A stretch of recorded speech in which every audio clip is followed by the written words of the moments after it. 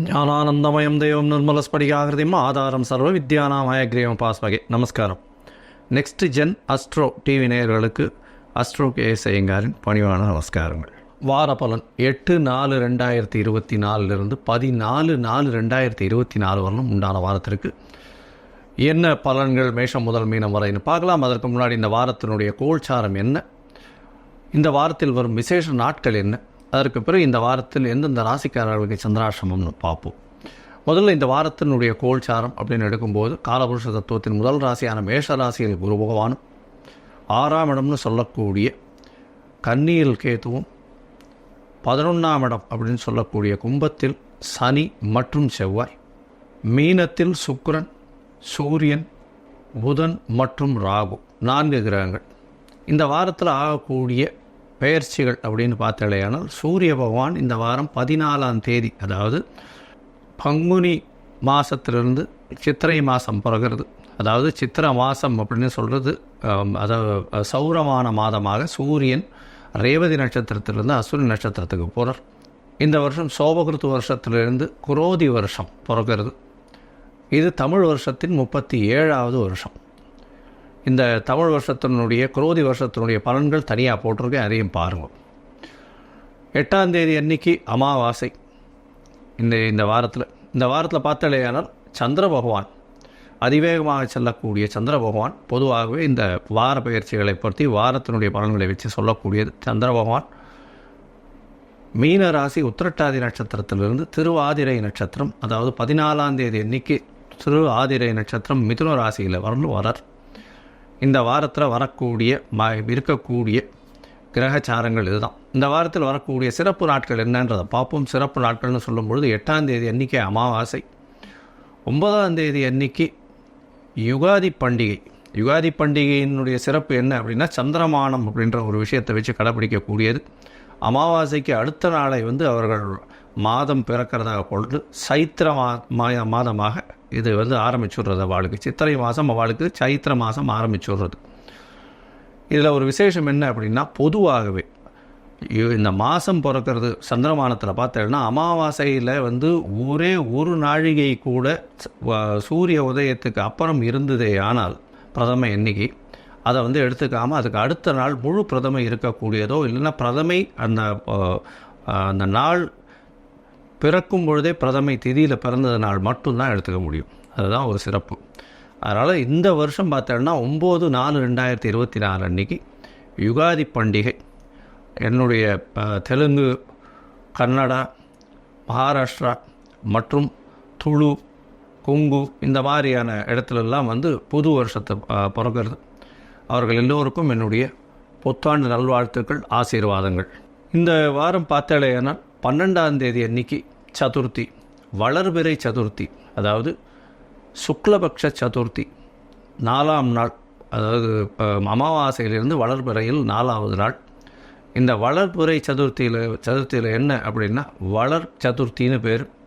அதாவது தேய்பிறையில் சங்கடஹர சதுர்த்தி, இது சங்கர்ஷண சதுர்த்தி அப்படின்னு சொல்லக்கூடியது. இந்த வளர்பிறை சதுர்த்தியில் என்ன அப்படின்னா விநாயக பெருமான்கிட்ட போய் நம்ம விழுந்து சேவிச்சுட்டு நம்மளுக்கு வேணும் என்பதை கேட்டோமே ஆனால் வரம் கொடுக்கக்கூடிய வர சதுர்த்தி அப்படின்னு சொல்லக்கூடியது. வளர்பிறையில் வரக்கூடியது வர சதுர்த்தி.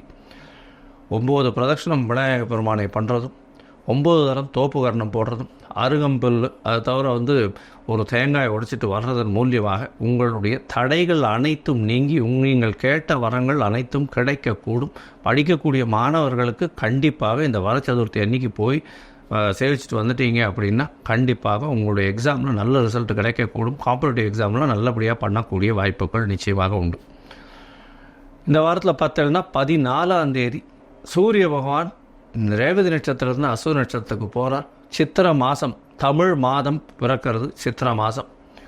நம்ம சௌரமானம் அப்படின்றத வச்சு சூரிய பகவான் ஒரு ராசியிலிருந்து அடுத்த ராசிக்கு செல்லக்கூடியதை வச்சு சொல்கிறோம். இந்த சௌரமான மாதங்களை வச்சு தான் நம்ம பலன்களை சொல்லிட்டுருக்கோம். சூரிய பகவான் குருவோடு சேர்ந்து சஞ்சாரம் மேஷ ராசியில் போய் இருக்கார். 14ஆம் தேதி தமிழ் வருஷ பிறப்பு அப்படின்றத சொல்கிறோம், குரோதி வருஷம். இந்த யுகாதியில் பார்த்தோம்னா தெலுங்கு வருஷம் அப்படின்னு சொல்லக்கூடியது. இந்த மாதிரி இந்த வேப்பம்பூ, மாங்காய், புளிப்பு, இனிப்பு எல்லா வகையான இதுவும் வச்சு பச்சடி பண்ணுவாங்க. அது வந்து ரொம்ப விசேஷம். அதாவது யுகாதி பச்சடின்னே பேர் அதுக்கு, ரொம்ப விசேஷமானது. இந்த வாரம் இந்தந்த விசேஷ நாட்கள் வருது. இதற்கு பிறகு இந்த வாரத்தில் வரக்கூடிய சந்திராஷ்டம ராசிகள் என்னென்னு பார்த்தேடையான சிம்மம், கன்னி, துலாம், விருச்சிகம் இந்த 4 ராசிக்காரர்களுக்கு சந்திராஷ்டம். அதனால் உங்களுடைய ராசிக்கு 8ஆம் இடத்தில் சந்திர பகவான் மறையும் பொழுது மதி மயங்கக்கூடும். ஏன்னா சந்திர பகவான் மதிகாரகன், மயங்கக்கூடும். அதனால் தவறான முடிவுகள் எடுக்கக்கூடும். வெளியூர் வழிமான பிரயாணம் வேண்டாம்னு சொல்கிறோம். ஒருவேளை எடுக்க வேண்டி இருந்ததே ஆனால் சந்திர பகவானுக்கு உண்டான எளிய பரிகாரம் அப்படின்னு சொல்லக்கூடிய, உங்களால் முடிஞ்ச ஒரு 1/2 டம்ளர் பால் கொண்டு போய் அருகில் இருக்கக்கூடிய சிவன் கோயிலில் கொடுத்துட்டு போகிறது மூலியமாக சந்திராஷ்டமத்தின் தாக்கம் குறையும். சரி, இந்த வாரம் மேஷம் முதல் மீனம் வரை எப்படி இருக்குதுன்னு பார்ப்போம். 8/4/2024 14/4/2024 வரல உண்டான நாட்களில் என்னுடைய மொபைல் நம்பருக்கு ஸ்க்ராலிங்கில் போயிட்டுருக்கு. உங்களுக்கு அஸ்ட்ராலஜிக்கல் கன்சல்ட் தேவைப்பட்டு தான் எனக்கு ஃபோன் பண்ணுங்க. உங்களுடைய date, time, place of birth, உங்களுடைய நேம் அண்டு பேரண்ட்ஸ் நேம் கொடுத்தீங்கன்னா உங்களுடைய சார்ட்டு போட்டு சந்தி இருக்கான்றதை முதல்ல பார்த்துட்டு, அதாவது நட்சத்திரம், ராசி, லக்னம், நட்சத்திர பாத சந்தி இதெல்லாம் இருக்கான்றதை பார்த்துட்டு, அதுக்கப்புறம் உங்களுடைய தசாபுக்தி அந்தரம் சூக்ஷ்மம் எப்படி இருக்குன்றதை பார்த்துட்டு இன்றைய கோல்சார பிரகாரம் உங்களுடைய பிரச்சனைகள் என்னன்றதுக்கு எளிய பரிகாரம் என்ன சொல்ல முடியுமோ அது சொல்கிறேன். என்னுடைய கட்டணம் என்னன்றதையும் போடுறேன். சரி, இப்போ மேஷம் முதல் மீனம் வரை 8/4/2024 முதல் 14/4/2024 வரை உண்டான நாட்களுக்கு. விருச்சிகம், விசாகம், அனுஷம், கேட்டை இந்த 3 நட்சத்திரம் 9 பாதங்களை கொண்ட ராசி. ராசியின் அதிபதி 4ஆம் இடத்துல கேந்திரத்தில் இருக்கிறது பெரிய விசேஷம். சனி பகவானோட சேர்ந்து இருக்கக்கூடிய காலகட்டம். சனி பகவான் அர்த்தாஷ்டம் சரி போயின்னு இருக்கு. உங்களுடைய ராசிக்கு 6ஆம் இடத்துல இருக்கிற குரு பகவான் 2ஆம் இடத்தை பார்க்கறதுனால பணவரது பஞ்சம் இருக்காது. சொந்த ஊர் கோவிலுக்கு போயிட்டு வருவீங்க. ஏன்னா 12ஆம் இடத்தை குரு பகவான் பார்க்குறார். வெளிநாட்டில் இருக்கவா சொந்த ஊருக்கு வரக்கூடிய வாய்ப்புகள் உண்டு. 5ஆம் இடத்துல இந்த வாரத்தில் 4 கிரகங்கள் இருக்குது. இந்த வாரத்தில் ஆரம்பிக்கும் பொழுதே 5 கிரகங்களோடு ஆரம்பிக்கிறது. சூரியன், சந்திரன், புதன், சுக்கிரன் மற்றும் ராகுவோடு இருக்குது. சுக்கிர பகவான் உங்களுடைய ராசிக்கு 7ஆம் அதிபதி, 7ஆம் அதிபதி 7க்கு 11 5ஆம் இடத்துல உச்சம் பெற்று போயிருக்கிறது ரொம்பவும் விசேஷம். அதுவும் அதனால் பார்த்தாலேயானால் நல்ல ஒரு ஏற்றம் கிடைக்கும். கணவன் மனைவிக்குள்ளே நல்ல ஒரு அந்யோன்யம் இருக்கும். எதிர்பார்த்தவர் மூலியமாக நல்ல ஒரு ஏற்றம் கிடைக்கக்கூடிய காலகட்டம்.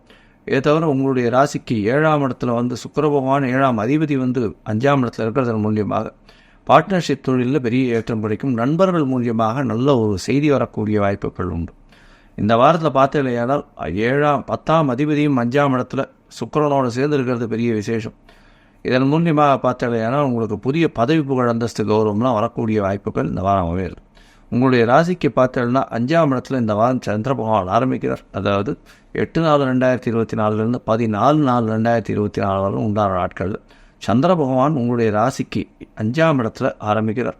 5ஆம் இடத்துல ஆரம்பிக்கக்கூடிய சந்திர பகவான் உங்களுடைய ராசியில் ஒரு நல்ல ஏற்றத்தை கொடுக்கக்கூடிய காலகட்டம். 9ஆம் அதிபதி 5ஆம் இடத்துல ஒரு திரிகோணாதிபதி இன்னொரு திரிகோணத்தில் இருக்கிறது ரொம்பவும் விசேஷம்.